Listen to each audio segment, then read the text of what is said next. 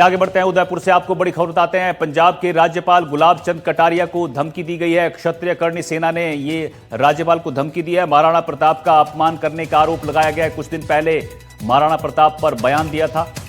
तो बड़ी खबर आपको उदयपुर से बता रहे हैं। पंजाब के राज्यपाल हैं गुलाब चंद कटारिया, उनको धमकी मिली है। क्षत्रिय कर्णी सेना ने राज्यपाल को धमकी दी। महाराणा प्रताप का अपमान करने का उन पर आरोप है और कुछ दिन पहले ही उन्होंने महाराणा प्रताप पर बयान दिया था। महाराणा प्रताप का नाम आप इस कांग्रेस के राज में कहीं सुनते थे? इस महाराणा प्रताप को पहली बार जिंदा करने का काम किया तो जनता पार्टी भूरा भाई जब एमएलए बन के आए थे और हम पहली बार विधानसभा में सरकार बनाई थी, तब ये आपका गोगुंदा का विकास का पैसा हमने भेजा कि नहीं भेजा। तब से ज्यादा महाराणा प्रताप हल्दी घाटी भी जानी जाती है और कुंभलगढ़ भी जाना जाता, ये भी और चावड़ भी जाना जाता है। ये मायरा की गुफा थी कि नहीं थी? तुम्हें इतने साल दिखती नहीं थी? हमने मायरा की गुफा जो उनका शस्त्रागार था उसको विकसित किया, वहां तक पहुंचने के लिए सड़क और रास्ते बनाए। उदय सिंह जी की छतरी यहां पर बनाई। कौन याद रखता है इस बात को?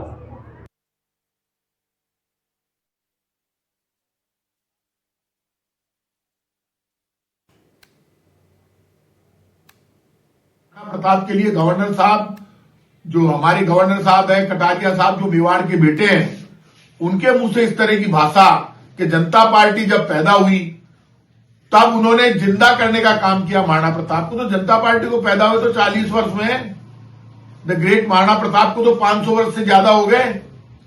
आप कैसे ये गलती कर सकते हैं? आपको पाप लगेगा साहब कटारिया साहब। और वो नेता कहां पर है? बड़ी बड़ी बातें करने वाले केंद्रीय मंत्री गजेंद्र सिंह जी, वोट सारे चाहिए इनको इकट्ठे करके। वो दिया कुमारी जी, ये गजेंद्र सिंह जो खीवसर है वो कहां है? राज्यवर्धन सिंह जी कहां है? ये राजेंद्र सिंह जी राठौड़ साहब कहां पर है? ये राजनाथ सिंह जी कहां पर है? ये कटारिया साहब से बात कीजिए, माफी मांगिए। ये हिंदुस्तान का अपमान है, देश के गौरव का अपमान है। द ग्रेट महाराणा प्रताप ने अरावली की पहाड़ियों में रहकर हिंदुस्तान के गौरव की, स्वाभिमान की, स्वर्ण की, संस्कृति की रक्षा की। और महाराणा प्रताप ऐसे ग्रेट महाराणा प्रताप थे कि जिन्होंने आदिवासियों को साथ में लिया, दलित, शोषित, पीड़ित जो भी था, जो जंगल में रहता था, जमीन पर रहता था, पहाड़ में रहता था, इवन हाकिम का सूरी और पीर का पठान जैसे लोगों को सेनापति बनाकर मुसलमानों तक को अपने साथ में लेकर देश के गौरव की और सम्मान की रक्षा की। सामने बड़े बड़े बादशाह थे, बड़े बड़े लोग थे, लेकिन वो कभी भी हिंदुस्तान के गौरव और सम्मान के लिए लड़े। ऐसे महाराणा प्रताप को आज के दिन कटारिया साहब आपके मुंह से जो निकला, आप माफी मांगिए। और आप माफी नहीं मांगते हैं तो आप ये मानकर चलना, आपको पाप लगेगा।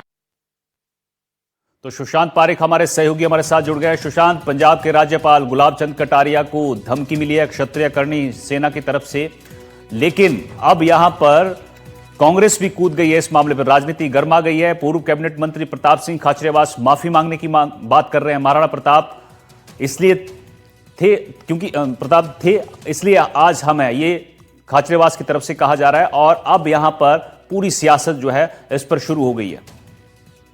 बिल्कुल, देखिए राजस्थान में नहीं बल्कि पूरे भारत में महाराणा प्रताप के नाम को बड़े ही आदर और सम्मान के साथ लिया जाता है। जिस तरह से गुलाब चंद कटारिया, हालांकि वो बहुत सदे हुए अंदाज में बोलते हैं, लेकिन वो जो कहना चाह रहे थे, शायद कुछ जिस तरीके से वो कह रहे थे कि महाराणा प्रताप को भाजपा ने जिंदा किया है, और उसी बात को लेकर फिर कांग्रेस और उससे पहले कर्णी सेना हमलावर है। जिस तरीके से हम प्रताप सिंह खाचरियावास को सुन रहे हैं, तो ये मामला तूल पकड़ता हुआ दिखाई दे रहा है कि कांग्रेस जिस तरीके से कह रही है कि अगर आप माफी नहीं मांगेंगे तो फिर हम सड़कों पर उतर सकते हैं। कर्णी सेना ने विरोध प्रदर्शन करने का ऐलान किया है। अब देखते हैं गुलाब चंद कटारिया इस मामले में क्या कहते हैं, और क्या वो माफी मांगते हैं या ये बात समझाने की कोशिश करते हैं कि उन्होंने जो कहा उसका मतलब क्या था। ठीक है, बहुत बहुत शुक्रिया आपका इस जानकारी के लिए सुशांत। चलिए आगे बढ़ते हैं। अरावली को लेकर प्रदेश में संग्राम जारी है। अरावली को लेकर सियासी बयानबाजी भी लगातार हो रही है। विपक्ष ने सरकार को अरावली को लेकर घेरा है। अरावली के नाम पर सरकार गुमराह कर रही है। ये जूली की तरफ से बयान आया है, सुप्रीम कोर्ट की गाइडलाइंस चेंज कराई जाए, ये जूली की मांग है। सीएम भजनलाल शर्मा ने विपक्ष को जवाब दिया है और उन्होंने कहा है कि अरावली से कोई छेड़छाड़ नहीं की जाएगी। सीएम के बयान पर पूर्व सीएम गहलोत का भी बयान आया है। उन्होंने सरकार से रुख साफ करने की बात कही है। 2 दिसंबर को माइनिंग के पट्टे क्यों जारी हुए, ये उन्होंने सरकार से सवाल पूछा है। ये जो अरावली के नाम पे आप गुमराह कर रहे हो, तो आप ये ऑर्डर क्यों नहीं चेंज करा देते कि अरावली का कुछ नहीं बिगड़ेगा? जब सुप्रीम कोर्ट की गाइडलाइन से अरावली की परिभाषा ही बदल जाएगी तो इन पहाड़ों का कौन रक्षा करेगा, कौन रक्षक होगा? तो ये मैं कहना चाहूंगा। और यहां भी जो हालात हुए हैं, हमारे एक वरिष्ठ पत्रकार ने इनके खिलाफ अंग्रेजी अखबार में लिख दिया, उनकी छुट्टी करा दी। 2-3 तो इनके बड़े अधिकारी, उनका ट्रांसफर करा दिया यहां से। सीटीएस के मामले की जो बात कह रहे थे, और अरावली के मैटर में तो आपका जो एडवोकेट था वो उसने इस्तीफा दे दिया। आप कह सकते हैं एनडीटीवी के मंच से कि बाल भी बांका नहीं होगा अरावली का? मैंने 3 दिन से कह रहा हूं मैं, और मैंने कह दिया, और आपके माध्यम से यही कहना चाहता हूं, ये हमारी धरोहर है, किसी भी तरह का कोई नुकसान नहीं होगा, आपके माध्यम से कह रहा हूं। और अभी जो कह रहे हैं कि हम नहीं होने देंगे माइंस अरावली में, और 2 दिसंबर को ही, कि मेरे हाथ में पेपर है, 2 दिसंबर को 50 माइंस का ऑक्शन हुआ है, नीलामी हुई है उनकी 2 दिसंबर को ही अरावली के अंदर। अरावली क्षेत्र में 50 माइंस की नीलामी हुई है 2 दिसंबर को। अभी आप सोच सकते हैं कि असत्य बोलने की भी सीमाएं होती है, गुमराह करने का भी एक, पता नहीं उनके दिमाग में क्या है कि जनता गुमराह होने वाली नहीं है। ये बहुत बड़ा इश्यू बन चुका है। कभी केंद्र सरकार भी कहती है कि हम अरावली को छेड़छाड़ नहीं होने देंगे। स्पष्ट आदेश जारी होने चाहिए, और सुप्रीम कोर्ट में वापिस जो है पहले फैसला हुआ है, जिस प्रकार से उन्होंने रिकमेंडेशन दी है भारत सरकार ने, जबकि इनके खुद के डिपार्टमेंट जो इम्पोर्टेंस रखते हैं, और जो न्याय मित्र था सुप्रीम कोर्ट, न्याय मित्र, उसने अपोज किया वहां पर, तब भी फैसला आ गया इस प्रकार का, जब कभी होता नहीं है। बालोतरा से आपको खबर बताते हैं, जोजरी को लेकर गठित एससी की टीम बालोतरा पहुंची है। हाई पावर कमेटी ने प्रभावित गांवों का दौरा किया है। कमेटी ने जमीनी हकीकत को जाना, बालोतरा औद्योगिक क्षेत्र का निरीक्षण किया, नदी में औद्योगिक प्रदूषण का जायजा लिया गया है। 27 फरवरी तक कमेटी सुप्रीम कोर्ट में रिपोर्ट सौंपेगी। नदियों में प्रदूषण पर सुप्रीम कोर्ट ने, आपको बता दें, स्वतः संज्ञान लिया था।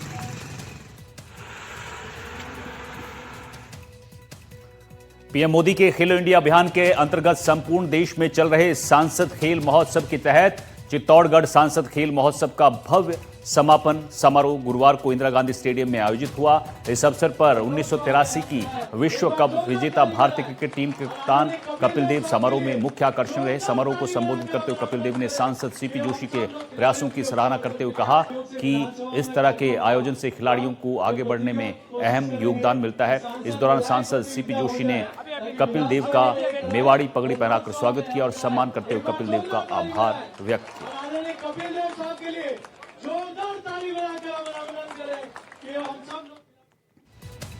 देश के पूर्व प्रधानमंत्री भारत रत्न अटल बिहारी वाजपेयी को उनकी जयंती के अवसर पर शिक्षा एवं पंचायती राज मंत्री मदन दिलावर ने उन्हें श्रद्धांजलि दी। मदन दिलावर ने अटल बिहारी वाजपेयी को याद करते हुए कहा कि आज गांव-गांव में जो सड़कों का जाल बिछा वो अटल जी की देन है। अटल जी के प्रधानमंत्री बनने से पहले देश में गांव में सड़कें नहीं हुआ करती थी। अटल जी ने प्रधानमंत्री सड़क योजना बनाकर देश के प्रत्येक गांव को सड़कों से जोड़ा। साथ ही कहा कि अटल जी ने किसानों को ब्याज के बोझ से बचने के लिए किसान क्रेडिट कार्ड योजना पूरे देश में लागू की थी। दिलावर ने भावुक अंदाज में पूर्व प्रधानमंत्री अटल बिहारी वाजपेयी को याद करते हुए कहा कि ये मेरा सौभाग्य था कि मुझे अटल जी की कलम से पहली बार एमएलए टिकट मिला था। तो बड़े बड़े कांग्रेसी नेता भी उनको छुप करके सुना करते थे, और उनको सुनने के लिए लोग 500-500, 700-700 किलोमीटर दूर से भी आया करते थे कि आज अटल बिहारी वाजपेयी साहब की सभा वहां होने वाली है। मुझे भी उनकी सभा सुनने का सौभाग्य प्राप्त हुआ है। मुझे भी उनसे बातचीत करने का सौभाग्य प्राप्त हुआ है। मैं सौभाग्यशाली हूं कि इसे महापुरुष का आशीर्वाद मुझे मिला है। एमएलए की सूची देखी गई, उन्होंने जब यहां से गई तो उनका वो अट्रू मट्रू कहां है, वो अट्टू का नाम ध्यान नहीं रहा उनको। तो अट्टू मट्टू कहां है? बोला साहब 12 जिले में है। तो दिलदार आदमी, दिलदार लड़का कौन है? वो बिलावल है। तो उनका पहले उसका नाम लिखो, फिर आगे चर्चा होगी सूची पर। अट्टू से मेरा नाम लिखा गया अटल बिहारी वाजपेयी के द्वारा, और फिर मैं एमएलए का टिकट मिला, फिर एमएलए बना।